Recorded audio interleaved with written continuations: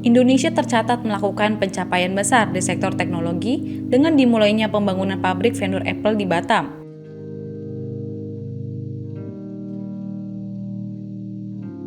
Pabrik ini dirancang untuk menjadi pusat produksi AirTag, yaitu perangkat pelacak pintar buatan Apple, dengan target memenuhi hingga 65% kebutuhan pasar global. Menteri Investasi dan Hilirisasi Rosan Ruslani menjelaskan bahwa proyek ini mengantongi nilai investasi sebesar 1 miliar dolar Amerika Serikat, setara dengan 16 triliun rupiah. Selain itu, pembangunan ini diproyeksikan menyerap hingga 2.000 tenaga kerja lokal.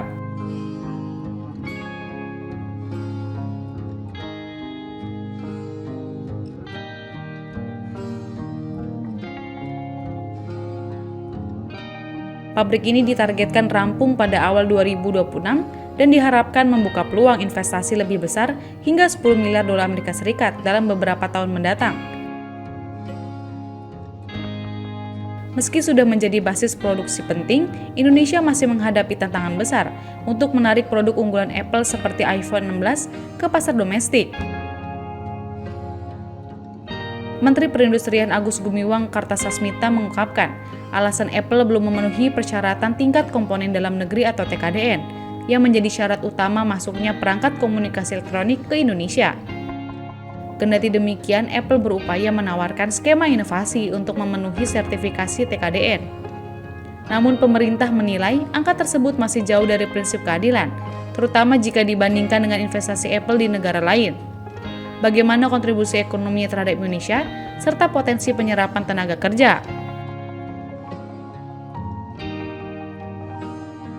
Menurut Rosan, investasi senilai 16 triliun rupiah ini tidak hanya diberikan dampak ekonomi dalam jangka pendek, tetapi juga membuka peluang kolaborasi jangka panjang dengan Apple.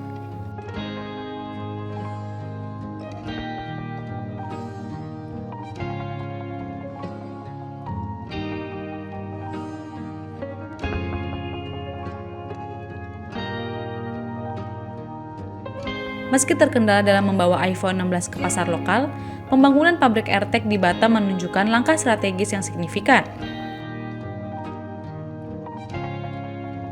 Rosan menjelaskan bahwa pembangunan pabrik ini akan berperan penting dalam rantai pasok global Apple dan berpotensi meningkatkan daya saing Indonesia di sektor teknologi manufaktur.